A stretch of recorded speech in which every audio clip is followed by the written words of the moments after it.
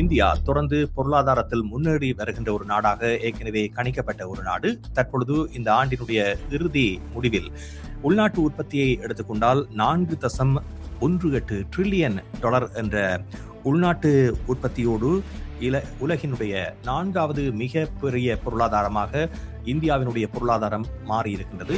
சாதனை முயற்சிகள், குறிப்பாக இந்த விண்வெளி பயணங்களை கூட நாங்கள் எடுத்து பார்த்தால் அது மேற்கொண்ட சாதனைகள் என்பன அளப்பரியவையாக இருக்கின்றன. குறிப்பாக மிக அண்மையிலே கூட இந்த அமெரிக்காவினுடைய ஒரு பெரிய பாரிய செய்மதியையே கொண்டு செல்கின்ற செயலை இந்த டிசம்பர் மாதத்தில் அது செய்திருந்தது.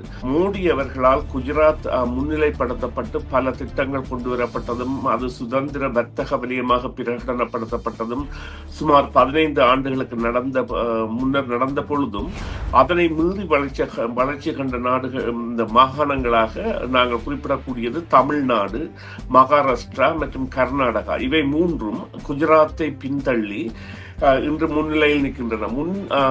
நிலையில் நிற்கின்ற மாகாணங்கள் முதலாவதாக மகாராஷ்டிராவும், இரண்டாவதாக தமிழ்நாடும், மூன்றாவதாக கர்நாடகாவும் தான் இந்தியாவின் பொருளாதாரத்தை கட்டியாள்கின்ற மாநிலங்களாக இருக்கின்றன. ஒட்டுமொத்த வருமான ரீதியில் இந்தியா இவ்வாறான வளர்ச்சியை கண்டதற்கு நிச்சயமாக இந்த அரசு காரணம் என்பதில் எந்தவித ஐயமும் இல்லை என்று அவர்கள் தொடர்ச்சியாக இவ்வாறான ஆட்சி பீடத்தில் இருந்து இவ்வாறான ஆட்சியை கொண்டு செல்வது என்பது சாதாரணமான விடயமல்ல. அதை விட இவ்வாறான ஒரு 3 முறை பிரதமராக வந்த அதன் பிறகும் அந்த ஒரு பேர் அவ்வாறு வந்தவர் என்பதை நான் நினைக்கின்றேன் நேருவின் காலத்திற்கு பிறகு தற்பொழுது மோடி அவர்கள் எடுத்திருக்கின்றார். எனவே அவருடைய செயற்பாடுகள் என்பது நிச்சயமாக உள்ளூர் நோக்கியதாகவும் சுயம் நோக்கியதாகவும் தங்களுடைய சுய நிர்ணயத்தை பாதுகாப்பு நோக்கியதாகவும் அமைந்துள்ள காரணத்தால் இவ்வாறான முன்னேற்றங்கள் என்பன சாத்தியமாகியுள்ளன. குறிப்பாக இதில் நாங்கள் பெருமைப்படக்கூடிய விடயம் தமிழ்நாடு என்பது தலை நிமிர்ந்து நிற்கின்றது.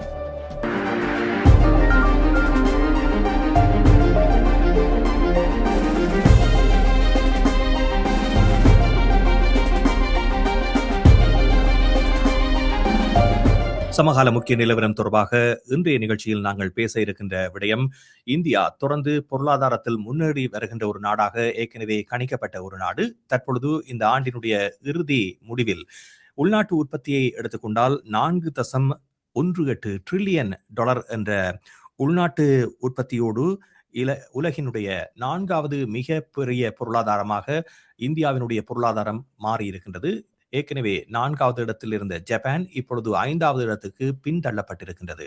அதே போன்று 3வது இடத்தில் இருக்கின்ற ஜெர்மனியானது இப்பொழுது ஒரு அச்சத்தில் இருக்கின்றது. காரணம், 2030ஆம் ஆண்டில் இந்தியா ஜெர்மனியையும் பின்னகர்த்தக்கூடிய வாய்ப்புகள் இருப்பதாக பொருளாதார வல்லுநர்கள் கணித்திருக்கின்றார்கள். ஆகவே உலகினுடைய முக்கிய 3 பொருளாதார நாடுகளில் இந்தியா தனது இடத்தை வெகு விரைவில் பிடிக்கப் போகின்றது என்ற ஒரு தகவல் வெளிவந்திருக்கின்றது. ஏற்கனவே பிரதமர் நரேந்திர மோடி அவர்கள் உலக பரப்பில் இந்தியாவினுடைய பொருளாதாரம் தொடர்பாகவும் இந்தியாவினுடைய வல்லமை தொடர்பாகவும் பல தகவல்களை வெளியிட்டு வருகின்ற நிலையில் அமெரிக்கா, சீனா 2 நாடுகளும் முன்னணி வகிக்கக்கூடிய 1வது 2வது இடத்தில் இருக்கக்கூடிய நாடுகளாக இருக்கின்றன. இது உலக பரப்பில் இப்பொழுது இந்த நாடுகளுடைய மாறுதல்கள் என்பது பல விடயங்களை உலக மக்களுக்கு சொல்லுகின்ற நிலையில் இது தொடர்பாக இன்றைய நிகழ்ச்சியில் நாங்கள் பேச இருக்கின்றோம். இப்பொழுது எங்களோடு ஆய்வாளர் சுரேஷ் தர்மா இணைந்திருக்கின்றார். அவரை சந்திக்கின்றோம். வணக்கம் சுரேஷ். வணக்கம். வணக்கம் ராம். வணக்கம் நேயர்களே. ஆமாம், உலகினுடைய பொருளாதார ஆதிக்கம் என்பது இதுவரை காலமும் அமெரிக்காவை மையப்படுத்தி இருந்த நிலையில் அந்த நிலை மாறிக்கொண்டிருப்பதை எடுத்துக்காட்டாக கூறக்கூடிய பல செய்திகள் வெளிவந்து கொண்டிருக்கின்றன. அந்த வகையில் இந்த ஆண்டின் இறுதியில் தற்பொழுது இந்தியாவினுடைய இந்த முன்னேற்றம் குறித்த தகவல் வெளிவந்திருக்கின்றது. இது ஏற்கனவே எதிர்பார்க்கப்பட்ட ஒன்றாக இருந்தாலும் கூட இலக்கு நிர்ணயித்து பயணிக்கக்கூடிய ஒரு நாடாக இந்தியா இருக்கின்றது. இதை பற்றி நீங்கள் என்ன சொல்ல விரும்புகின்றீர்கள்? நிச்சயமாக இந்தியாவின் வளர்ச்சி என்பது இந்தியர்களாலேயே தற்பொழுது பிரமித்து பார்க்கப்படுகின்ற ஒன்றாக இருக்கின்றது. குறிப்பாக பிரதேசங்களில் இருந்து பல ஆண்டுகளுக்கு பின் செல்கின்றவர்கள் அங்குள்ள மாற்றங்கள் எவ்வாறான சடுதியான ஒரு அதிர்வை தங்களுக்குள் ஏற்படுத்துகின்றன என்பதை தெரிவிப்பதை நாங்கள் கண்கூடாக காண்கிற ஒரு சந்தர்ப்பம் இப்பொழுது ஏற்பட்டிருக்கின்றது. இந்த நிலைக்கு இந்த அரசு பயணித்த இலக்கு நிர்ணயிக்கப்பட்ட உள்ளூர் உற்பத்திகளை அதிகரிப்பது தயாரிப்பதும் மற்றும் சுய உற்பத்திகளில் தங்கி இருப்பதுமான நவீன தொழில்நுட்பம் உட்பட பல விவகாரங்களில் இப்பொழுது குறிப்பாக பார்த்தீர்களானால் சமூக வலைத்தளங்களை கூட தங்களுடைய சுய அறிமுகங்களை மேற்கொண்டு இந்தியர்களுக்குரிய பாவனைக்குரிய சமூக வலைத்தளங்களை கூட அவர்கள் அமைத்து வருவதை காணக்கூடியதாக இருக்கின்றது. இந்த நிலையில் இது 2010 ஆண்டு 5வது இடத்தை இந்தியா அடைந்திருந்த பொழுதும் அது இந்த 4வது இடத்தை நகருவதற்கு எடுத்துக்கொண்ட 15 ஆண்டுகள் என்பது மிகவும் ஒரு குறைந்த காலமாகவும் அல்லது இலக்கு நிர்ணயிக்கப்பட்ட திசையில் பயணிக்கின்ற காலமாகவும் காட்டி அதே நிலையில் அது 3வது நிலைக்கு தள்ளப்படக்கூடிய நிலை அல்லது முன்னேறக்கூடிய நிலையை இன்னும் 5 வருடங்களில் எட்டும் என்கின்றது. அதன் அதாவது சாதனை முயற்சிகள் குறிப்பாக இந்த விண்வெளி பயணங்களை கூட நாங்கள் எடுத்து பார்த்தால் அது மேற்கொண்ட சாதனைகள் என்பன அளப்பரியவையாக இருக்கின்றன. குறிப்பாக மிக அண்மையிலே கூட இந்த அமெரிக்காவினுடைய ஒரு பெரிய பாரிய செய்மதியையே கொண்டு செல்கின்ற செயலை இந்த டிசம்பர் மாதத்தில் அது செய்திருந்தது. அவ்வாறான நிலையில் அதனுடைய இந்த வளர்ச்சிக்கான ஊக்கு காரணிகளாக பல மாகாணங்கள் இருக்கின்றன. குறிப்பாக மோடி அவர்களால் குஜராத் முன்னிலைப்படுத்தப்பட்டு பல திட்டங்கள் கொண்டு வரப்பட்டதும் அது சுதந்திர வர்த்தக வலயமாக பிரகடனப்படுத்தப்பட்டதும் சுமார் 15 ஆண்டுகளுக்கு முன்னர் நடந்த பொழுதும் அதனை மீறி வளர்ச்சி கண்ட நாடுகள் இந்த மாகாணங்களாக நாங்கள் குறிப்பிடக்கூடியது தமிழ்நாடு, மகாராஷ்டிரா மற்றும் கர்நாடகா. இவை மூன்றும் குஜராத்தை பின்தள்ளி இன்று முன்னிலையில் நிற்கின்றன. நிலையில் நிற்கின்ற மாகாணங்கள் முதலாவதாக மகாராஷ்டிராவும், 2வதாக தமிழ்நாடும், 3வதாக கர்நாடகாவும் தான் இந்தியாவின் பொருளாதாரத்தை கட்டியாள்கின்ற மாநிலங்களாக இருக்கின்றன. இது வட இந்திய மாநிலங்களிடையே பல ஆச்சரிய கேள்விகளை எழுப்பியுள்ளதுடன் அவர்கள் நேரடியாகவே தமிழ்நாட்டு நிதியமைச்சர் மற்றும் தமிழ்நாட்டு ஆளுமைகளை அழைத்து தங்கள் நிகழ்ச்சிகளில் இது பற்றிய வியாக்கியானங்களை கேட்பதை கூட இப்பொழுது கொண்டிருப்பதை காணக்கூடியதாக இருக்கின்றது. இதிலும் குறிப்பாக இந்த மகாராஷ்டிராவும் தமிழ்நாடும் தான் அந்த அதிக ஆழ்வீத வருமானத்தை கொண்ட மாகாணங்களாக இருக்கின்றன. இருந்த பொழுதிலும் மாநிலங்களாக இருக்கின்றன. இருந்த பொழுதிலும் இந்த ஒட்டுமொத்த பொருளாதாரம் என்பதையும் அதை பிறகு ஆழ்வீத வருமானமாக மாற்றும் பொழுதும் இந்தியாவினுடைய நிலை என்பது ஏனைய நாடுகளை விட பின்தங்கியதாக இருக்கும் என்றால் அதனுடைய சனத்தொகை அவ்வாறானது. அத்தோடு இன்னொரு விடயம் என்னவென்று சொன்னால் அவர்களுடைய வருமான வீதம் என்பதும் பெரிய வேறுபாடுடையது. குறிப்பாக பணக்காரர்கள் என்கின்ற ஒரு 3 வீதமானவர்களோ 4 வீதமானவர்களோ பல ஆயிரக்கணக்கான கோடிக்கணக்கான சொத்துக்களை வைத்திருப்பதாகவும் அதே நேரம் பாமரர்கள் என்கின்ற வீதமானவர்கள் அவர்கள் ஒரு 70-80 வீதமாக இருந்து அவர்களுடைய ஆழ்வீத வருமானம் என்பது குறைவாக இருப்பதும் இந்தியாவினுடைய ஒரு சாபக்கேடாக இருந்தாலும் அந்த நிலையில் கூட எதிர்காலத்தில் சில வேளைகளில் மாற்றம் ஏற்படுத்தக்கூடிய ஒரு முறைமை கொண்டு வரப்படலாம்.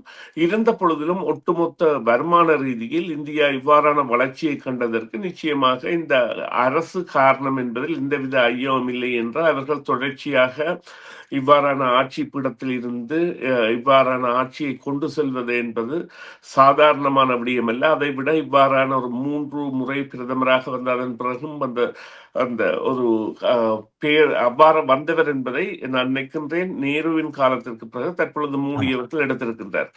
எனவே அவருடைய செயற்பாடுகள் என்பது நிச்சயமாக உள்ளூர் நோக்கியதாகவும் சுயம் நோக்கியதாகவும் தங்களுடைய சுய நிர்ணயத்தை பாதுகாப்பு நோக்கியதாகவும் அமைந்துள்ள காரணத்தால் இவ்வாறான முன்னேற்றங்கள் என்பன சாத்தியமாகியுள்ளன. குறிப்பாக இதில் நாங்கள் பெருமைப்படக்கூடிய விடயம் தமிழ்நாடு என்பது தலை நிமிர்ந்து நிற்கின்றது.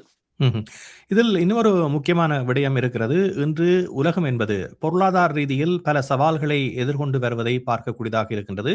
2026 பல நாடுகளுக்கு சவால் மிந்த நாட்களாகவே கழியப் போகின்றன என்பதனை பலரும் இப்பொழுதே எதிர்ப்பு கூறுகிறார்கள்.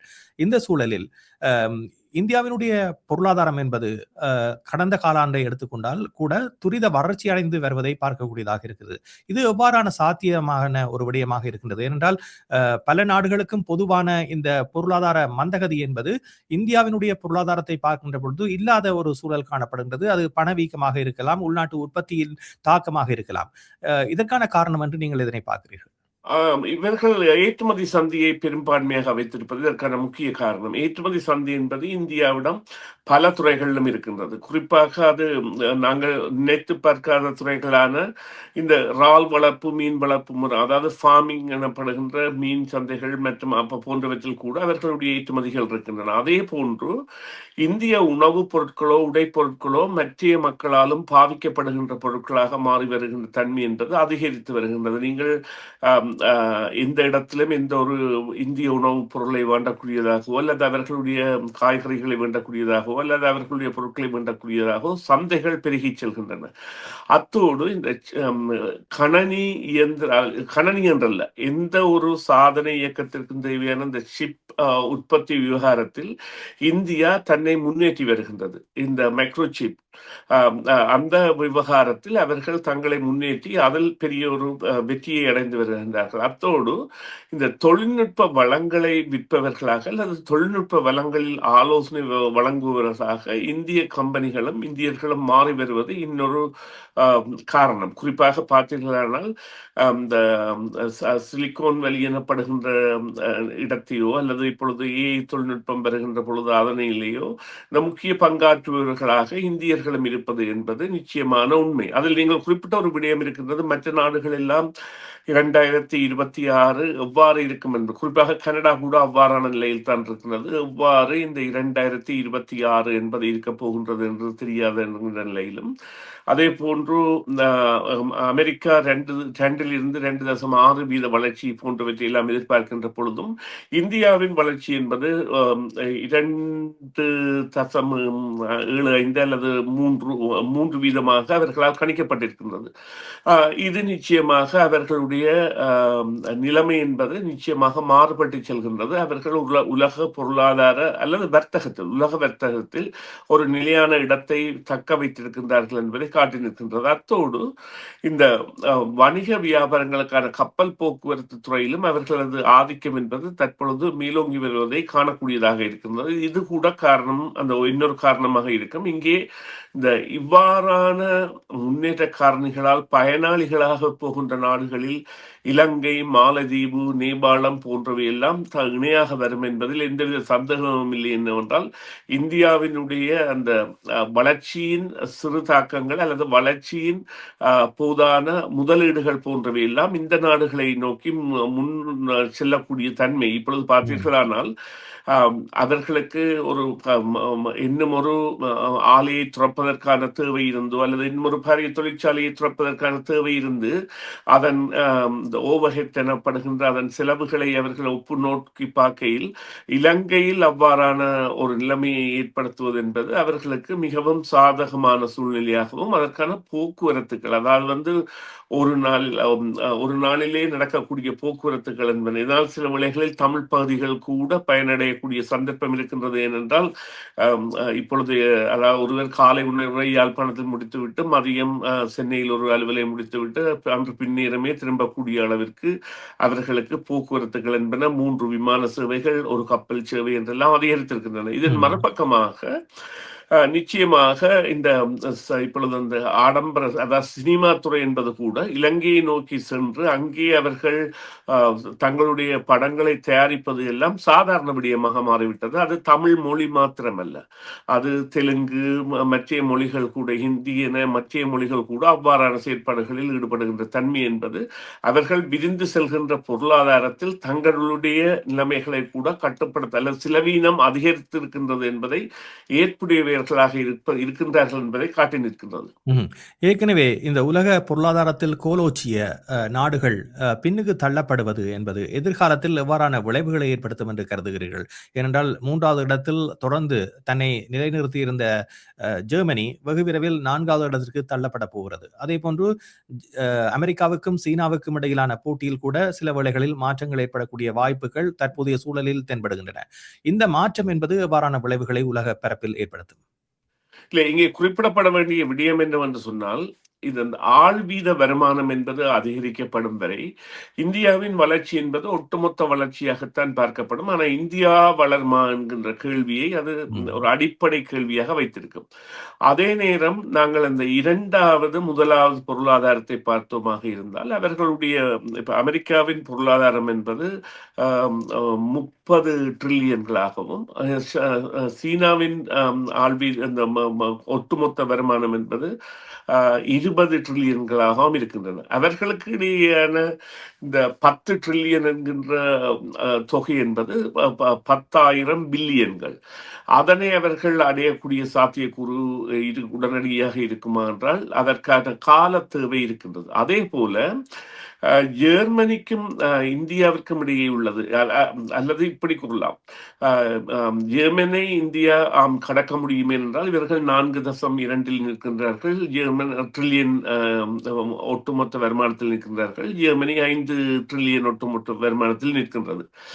ஆனால் அவ்வாறு இது 5 மில்லியன்களை அடைந்தாலும் 5 மில்லியன்களில் இருந்து 20 மில்லியன்கள் என்பதை அடைவது, அதாவது சீனாவின் தரத்தை அது பிடிப்பது என்பது பல பத்தாண்டுகள் திட்டமாக இருக்க வேண்டும். அதற்காக இந்தியாவில் ஒரு சமூக புரட்சி கூட நடக்க வேண்டும், சமூக நிலை மாற வேண்டும். அவ்வாறான நிலைமை ஏற்பட்டது நடப்பதற்கு நான் நினைக்கின்றேன் ஒரு 30-40 ஆண்டுகள் காலமாவது அல்லது 20 ஆண்டுகளாவது குறைந்தது எடுக்கக்கூடிய நிலைதான் இருக்கின்றது. ஏனென்றால் அந்த சடுதியான வளர்ச்சியை கண்டால் கூட 5 ட்ரில்லியன் என்கின்ற தொகையில் இருந்து 20 ட்ரில்லியன் தொகையை அடைவதற்கான அந்த 15 ட்ரில்லியன் தொகைகள் இந்த ஒட்டுமொத்த வருமானம் என்பதை பெறுவதற்கான வசதி வாய்ப்புகளோ அல்லது தொழில் முனைப்புகளோ ஏற்படுத்துவதற்கு பாரிய மாற்றங்கள் இந்திய கட்டமைப்பில், அதாவது குடிசார் கட்டமைப்பு மற்றும் அவர்களுடைய இன்ஃப்ராஸ்ட்ரக்சர் மற்றும் இந்த நிலச்சார் கட்டமைப்புகளில் மேற்கொள்ளப்பட வேண்டிய தேவைகள் இருக்கின்றன. ஏற்கனவே திட்டமிட்ட வகையில் கட்டப்பட்ட நாடுகளான இந்த அமெரிக்கா மற்றும் சீனா கூட அவ்வாறு வந்துவிட்டது. அவ்வாறானவற்றை முறியடிப்பதற்கு இந்தியாவிற்கு உள்கட்டுமானங்கள் நிறையவே ஏற்படுத்த வேண்டிய தேவைகள் இருக்கின்றன. நன்றி சுரேஷ். நிகழ்ச்சியில் கலந்துள்ளமைக்கு மீண்டும் மற்றொரு சந்தர்ப்பத்திலே பேசுவோம். உங்களுக்கு முற்கூட்டிய புத்தாண்டு வாழ்த்துக்களை தெரிவித்துக் கொண்டு இந்த தருணத்தில் விடைபெறுகின்றோம். நன்றி ராம். நன்றி நேயர்களே, உங்கள் அனைவருக்கும் எனது இனிய புத்தாண்டு வாழ்த்துக்கள். நன்றி. சிஎம்ஆர் யூடியூப் சேனலில் இணைந்திருக்கும் நேயர்கள் அனைவருக்கும் எமது நன்றி. காமெண்ட்ஸ் பகுதியில் உங்கள் கருத்துக்களை தெரிவிக்க தவறாதீர்கள். முக்கிய செய்திகள், காணொளி தொகுப்புகள், நேர்காணல் என பலதரப்பட்ட அம்சங்களையும் உங்களுக்காக தருகின்றது சிஎம்ஆர் யூடியூப் சேனல். சிஎம்ஆர் என்று சர்ச் செய்து எமது யூடியூப் சேனலை சப்ஸ்கிரைப் பண்ணுங்கள். உங்கள் உற்றார் உறவினர் நண்பர்களோடும் இந்த காணொளி தொகுப்புகளை பகிர்ந்து கொள்ளுங்கள். அருகில் இருக்கின்ற முக்கிய காணொளி தொகுப்புகளையும் தவறவிடாமல் பாருங்கள்.